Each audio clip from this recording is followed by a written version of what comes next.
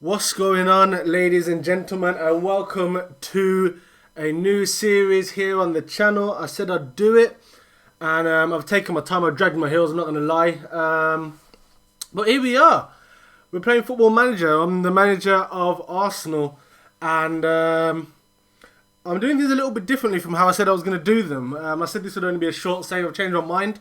We're going to run with this save, and I've got some long-term plans for it. Obviously, I do want to break some records. I want to do some things that haven't been done at the club before. You know, like win the Champions League, that sort of thing. But I also want to kind of change the way the club's going forward, and I guess kind of fulfill a dream that I guess Arsene Wenger wanted to fulfill. And I guess the title should probably give that away with me calling it Arselona. I want to win the club the way Barcelona run theirs. And that's essentially to build it from inside.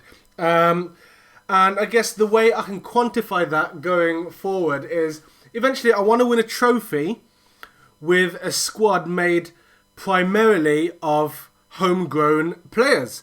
Now, the majority of that I'd want to obviously be people that have come through our academy or at least homegrown at the club.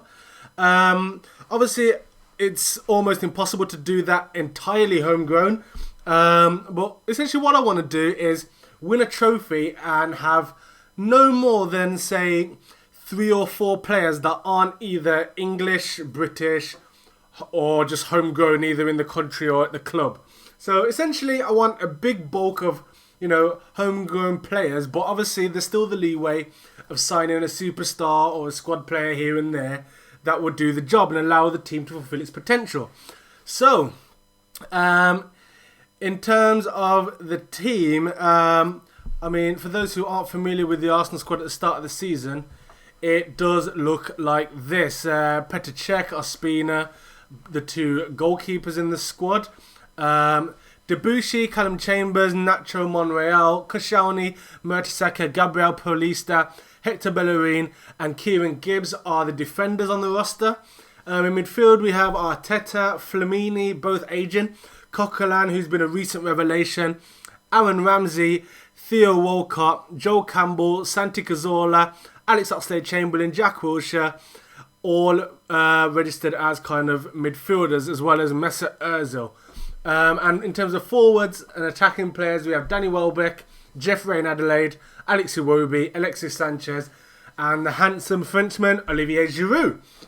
Now that's the squad. It's a pretty decent squad, and one that, you know, should definitely be challenging for the Premier League this season. But I definitely want to make some changes to it. I want to make some improvements going forward, and I guess it's the main things I want to do are to make sure that we're definitely challenging for the league this season. I think I need to sign a striker, defensive midfielder, and another centre half. Just that spine of the team definitely needs to be stronger. I think Koscielny is a very good defender. Mertesacker is also very good, but he's slow and he's declining at a faster rate than Koscielny is. Paulista is one for the future. They say he's going to improve. I don't think he'll improve that much, but he's a decent player. I mean, we'll have a look here. The game doesn't think he's going to improve, so obviously we're going to go by that. So I definitely want to bring somebody else in. Preferably somebody English. There are some good English defenders out there. Will I get them? I don't know. In terms of up front, Giroud's good, but I need somebody else as well. I don't really play with target men that much. They were really overpowered on the last Football Manager, not so much on this one. So I know the person I want. It's not a British player, but it is somebody that can do the job. Someone else I've been linked with in the past. So I guess you'll see as this kind of progresses. In defensive midfield, again, I don't really know of many English or homegrown British targets that I'm thinking of, to be honest. There are a few targets kind of globally that interest me. So I'll probably go for one of those and just ensure that this team's strong going forward and make sure that there's the right foundations. This first season's about setting the foundations for the long-term goals. I want to make sure that, you know, I'm still at this club and they're not calling for my head after a season. So, you know, we've got to win these trophies, but build up in the background. and do it right. I mean, I've done something similar to this a while back, actually, FM11. I had a very, very long Arsenal save. And eventually it did get to a point where almost the entire team was, homegrown players. So, it's not completely unfeasible, by far from it. But the early seasons were definitely me buying the right players first, making sure that I had a platform to build on. So, I'm not going to be being foolish and throwing loads of youngsters into the squad in the first season, the first 2 seasons, just to try and achieve these goals. It's a long process, and hopefully one that you'll enjoy following us on. So, without any further ado, I'm going to progress this game. And, thank you for joining me, and I hope you enjoy the series. Right then, so this is the formation that I'm keen to use. And, I'll tell you kind of what I'm going for with this. It's narrow 4-3-2-1, also known as the Christmas tree formation. It's December, it's nearly Christmas. Merry Christmas, Happy New Year to you and your family. Now, the reason I've gone with this is I like having Cazorla and Ozil in the team, and I feel the way Arsenal currently play don't allow both of them to be at their best, which is, in behind the striker. They both play best as centre attacking midfielders, number 10s, whatever you want to call them. This formation will allow them to do that, and we'll still get some width from them because their personal instructions are to step out wide when we're on the attack. So if there's the opportunity to step out wide or run from their position, they will do so. It'll be interesting to see how this works in actual practice, but tactically, in terms of that, we've got the width coming from the fullbacks, who are obviously quite quick, and obviously Cazorla and Ozil just stepping out wide occasionally, dragging defenders out of position, that sort of thing, to give us a bit more width as well. But primarily we're going to be attacking down the middle. The midfield is a pretty standard one. The only reason Arteta's in there is because Wilshere's injured. Otherwise, it would be Wilshere, Coquelin, Ramsey as the 3 central midfielders. Coquelin obviously is a ball-winning midfielder. Ramsey and Wilshere would be as supporting midfielders.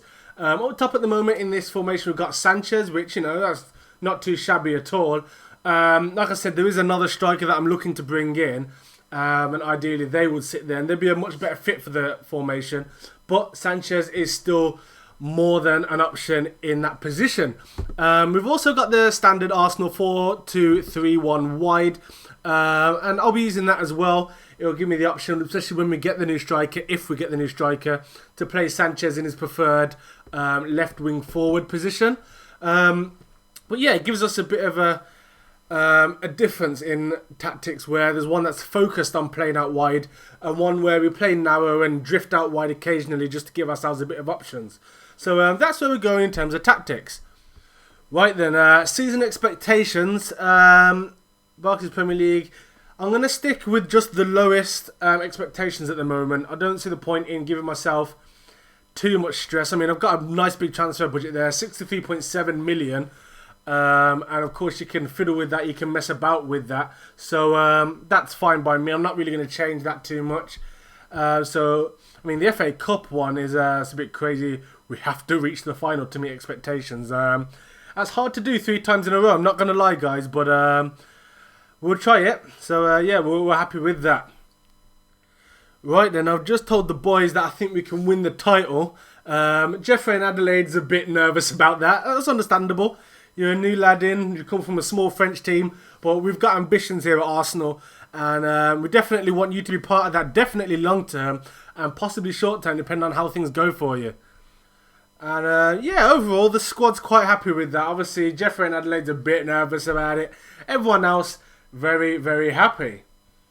Right, Chelsea have instantly made a bid for Callum Chambers, who is definitely one of the most promising centre-halves on the game. And I'm definitely not letting him go to Chelsea. Not a chance. Do not want to sell to a rival. Get lost. Right then, we've made our first signing. And it's Reece Oxford. Is a very good, promising young defender. And he's not going to be a first teamer for a while, shall we say. He's definitely not of the standard that we need right now. But going forward, he's got a lot of potential. Hopefully he'll learn from the players at the club currently. And yeah, I'm looking forward to seeing what we can achieve with him. His stats right now, he's got pretty decent mentals considering he's only 16 years old. He'll obviously become a homegrown player with us. Pace, it's questionable at this point, but that's something we can work on, definitely. Especially with the chances that, you know, him and Cam Chambers are going to be the future of the club, possibly at centre-half. You'd want one of them to be a little bit quicker than they are now. I think Reece Oxford represents the best chance of becoming quicker in the future if we focus on that.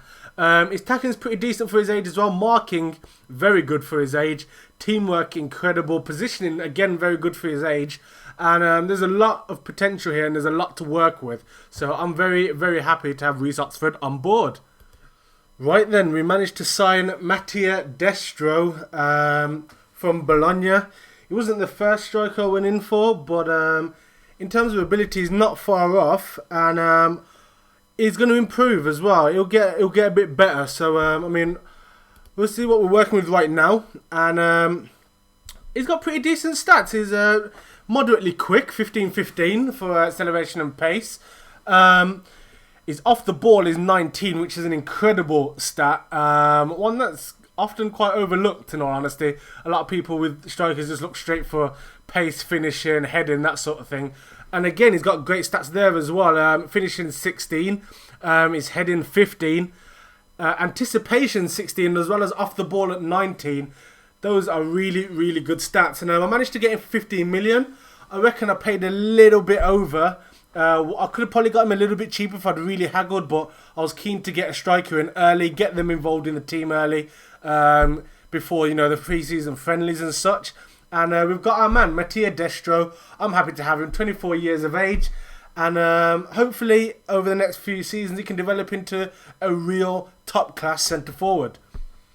Okay, we've got another signing, and we've managed to sign Richedly Bazur, one of the most promising central defensive players on the game. He plays in centre mid, defensive mid, and at centre half as well. And already at this stage, he's got fantastic mental stats, very good physical stats, and even still decent technical stats as well for somebody who's only 18 years old. And he's got very good work rate for somebody of his age, 16 already. His determination at 14 for an 18-year-old is very good as well. First touch of 15, which is better than some of the first teamers in this squad already. And he's good in both the defensive and creative aspects of the game. He's really quite good in terms of passing and teamwork and that sort of thing. And I think he's going to be a very, very good player, definitely in the future. And I reckon he'll feature in the squad at some point this season as well. That's really annoying. We agreed terms with Everton for John Stones. And we offered him a contract. We offered him a very, very good contract, in my opinion. But Man United threw a lot more money at him than we were prepared to, I guess. And they've got their man. They've got John Stones. And I'm not going to lie, I'm quite disappointed. We offered him a lot of money. In fact, we offered him what they have in terms of basic wage, 85k. I imagine they chucked a bit more money at his agent, which is really... It's a shame, to be honest. I think he would have been a great player at the club, and he would have definitely got more opportunities than he's going to get at Manchester United, in my opinion. But over time, he's definitely going to be a fantastic centre defender, and it's a shame that we've missed out on this one. Right, we managed to sign Ivor Fossum, one of the brightest young talents in European football, and the next big thing out of Scandinavia. Over recent years, we've had players like Mats Dyrley, however you pronounce that, Martin Ødegaard, and now Ivor Fossum comes out. We beat Real Madrid to the signing of him. The club rejected our initial offer, so I went in and I made a better offer personally, rather than leaving it to Andries Jonker to do. I said, you know what, I want this player, I'm going to go and get him. I put the money up. We offered him the contract. I put the money up again, and we've got our man. We've spent roughly 6 million on him, and we're giving him 4.2 grand a week, which isn't going to break the bank. And for somebody who could well push his way into the first team during that time, I think that's a great bit of business there. And just the stats, again, is another central midfielder. And I believe in building the central midfield from a young age, again, and having that spine as people that are definitely the core of the club.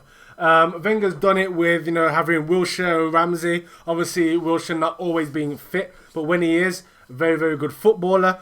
And, Barcelona, again, the team that we're trying to emulate here, their midfield is entirely Catalan, or at least it was in their prime. And I think it is at the moment as well. But, this is what we're trying to do. We're trying to build the core of the club from the base, really, taking them as young players, moulding them the way that we want them to play, and building this team going forward. But Ivor Fossum, a very, very good footballer. I think he's going to learn a lot from Aaron Ramsey. Strikes me as the same sort of player, really. Plays, obviously, central midfield. He's got a lot of stamina, high work rate, a team player, decent passing for his age as well, very good decision maker for his age, very determined footballer as well. And in terms of his preferred moves, he likes to get forward. For me, that reminds me of Aaron Ramsey down to the T. Now, will he go on and become the player Aaron Ramsey is right now? I believe so. I don't think we're going to have much of a problem there at all. Get the right tutelage to him, and give him enough opportunities against smaller teams in the Cups, that sort of thing. And I think we've got a fantastic footballer on our hands. Right then, I'm going to bring you this friendly game. We're in the training camp in China. I believe it's China or Hong Kong, one of the two. And we're playing Rennes. And, I mean, it's a game that we should win. And just a chance for you guys to see some of the new players in action. Destro starts up top. Bazur is playing a deep-lying playmaker role in midfield alongside Coquelin. And Ramsey starts, but at some point I do want to bring Fossum on just to see what he's about. But as it stands, Fossum's actually at full fitness and full conditioning. So it's a better opportunity to allow players like Ramsey to come in and, build up that pre-season fitness, which is going to be very, very important in that early running. Right then, let's see what we've got in a competitive game. Obviously, I've already played the friendly, the intra-squad friendly against the under-18s or the under-21s. And obviously, we won that comfortably. I think it was 3-0. And, it's not really a big reflection on the quality of the squad, especially at a club the size of Arsenal. The gap between the youth team and the first team is quite big. So this will be a better chance. Again, they're not a team that should be beating us, but, you never know the first friendly.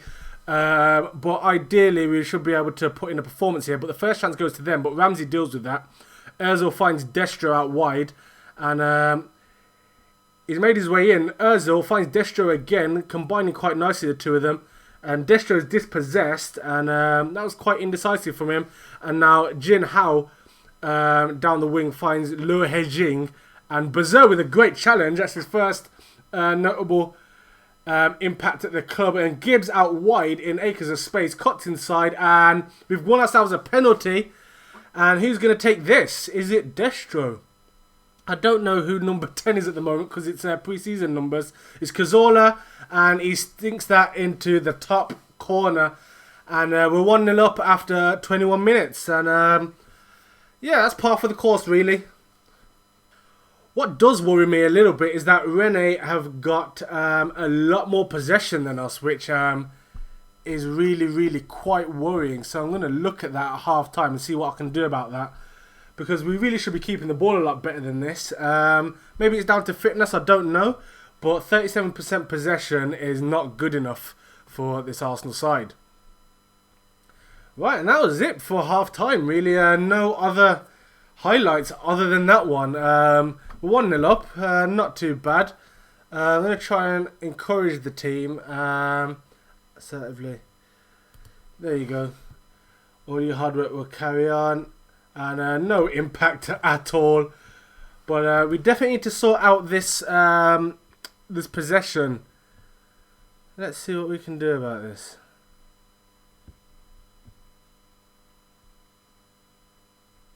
So everything there suggests that we should be keeping the ball a lot better. Exploit the middle, maybe? Yeah, I'm going to slow the tempo down a bit, just to see if we can stay on the ball a bit more. Hopefully so. Ozil finds Bellerin, and is this going to be a goal? No, he's fired that wide, but that was a very, very early chance in the second half to try and force something now. In terms of possession, not much has changed. It's only 5 minutes into the second half, granted. It's up to 40 at the moment, but still not where we need it to be. Bellerin now, he floats it in, couldn't quite make it to Destro. And I don't think that's really going to be the way of things, trying to play crosses into Destro. He's decent in the air, but it's not what you want him for. But he does that when he gets the ball at his feet in the box. He finds Kieran Gibbs. Gibbs won us the penalty, and now he gets a goal for himself. And we are 2-0 up. And yeah, the team look like they're playing well together. They're combining well. And possession is starting to rise now. This is good. This is promising. So I'm guessing that we just kind of lower the tempo a little bit. Keep the ball. No rush. It'll be interesting to see what happens when we come up against bigger sides, whether we can really do that, especially sides of Premier League quality. But yeah, at the moment it's okay. We're still not dominating, which I'd like to be. And after this, I'm going to make some changes, but we'll see what happens with this highlight here. And they're keeping the ball quite well. Can we dispossess them? Seem to be standing off them a little bit. They'll go out wide. If we can just keep them at bay, that's fine. We are letting them attack a little bit though, but there's a good tackle from Coquelin. And Ramsey fires a great ball over to Destro. Can he beat his man? He's looking to cut inside. He has the shot at the near post, but it's just wide. Doesn't hit it the way he would have wanted. Right, I've made a few subs just for, you know, fitness, conditioning reasons, that sort of thing. I've brought on Gabriel Palista, Nacho Monreal, Fossum's come on for Bazar, Giroud's come on for Destro, and Debuchy's come on for Bellerin. And obviously the players off being Bellerin, Chambers, Gibbs, Bazar, and Destro. I've also brought Alexis on for the last 20 minutes or so, replacing Cazorla. And I mean, I'm not expecting any kind of threat from these guys, but it's just about giving the players a run out at this point. You're not going to get any major results, I wouldn't think, against these sort of teams in the first pre-season friendly. But all in all, it's been a pretty decent performance. Ozil's been fantastic. And as you'd expect from him, really. And I think the game's going to run out. I'm not expecting any more highlights, really, from this. Maybe the final one, the little courtesy highlight it gives you at the end of the game. But here we go. I don't think anything's really going to come of it. But Giroud does pick it up, actually. And it's cleared. And was that a free kick on the edge of the box? I think it might be. And their player gets a yellow card. Now, who's going to float this one in then? Oh no, it's full time. We didn't even get to take the free kick. But, you know, not too bad. 2-0, pre-season friendly. A win is a win. We'll take that. And I'm not really going to say anything, actually. I don't think anything needs to be said too much. Good performance from Kieran Gibbs. Mesut Ozil as well. Obviously playing very well. 12 key passes in one game is absolutely fantastic. Of course, it's against weakened opposition, but you take that when you get it. 15 shots, 6 on target. Not too bad. Possession is really quite worrying, actually. 39% possession in a tactic where we're packing the midfield. We're knocking the ball about. We're set to keep possession. And against a weak team like Rennes, we are only getting 39% possession. That is not good enough. That's something I'm going to have to address over the pre-season. But we got the win, and not too many complaints in terms of that. Right, I've looked at the tactic, and I've changed a couple of things. Just slight changes, really. Tackling, I've gone for get stuck in, so that, you know, we try and win the ball back quicker.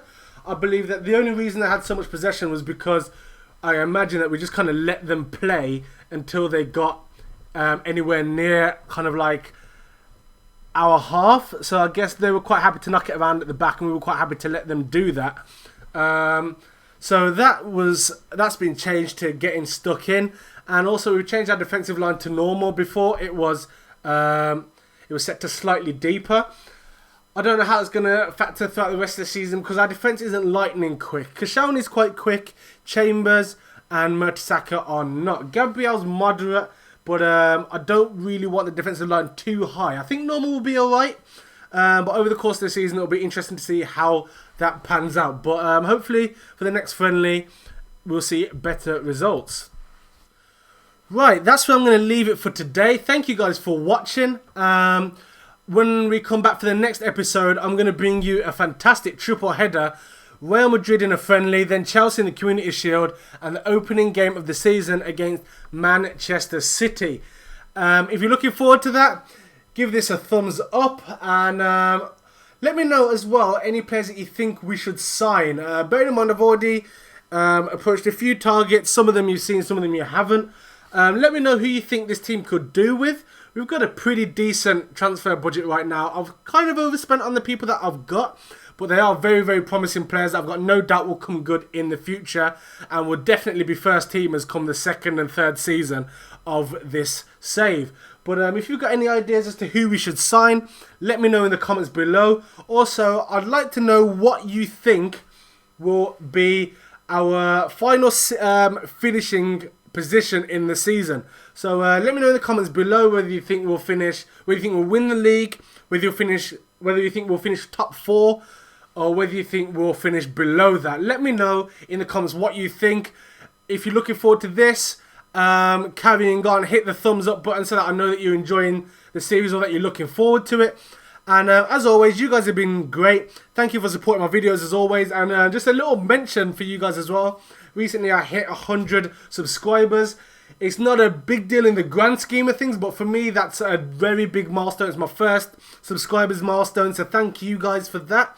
Thank you guys for supporting my videos as always. And like I say every single time, this has been Shogun FC. You guys have been brilliant. Take care of yourself and peace.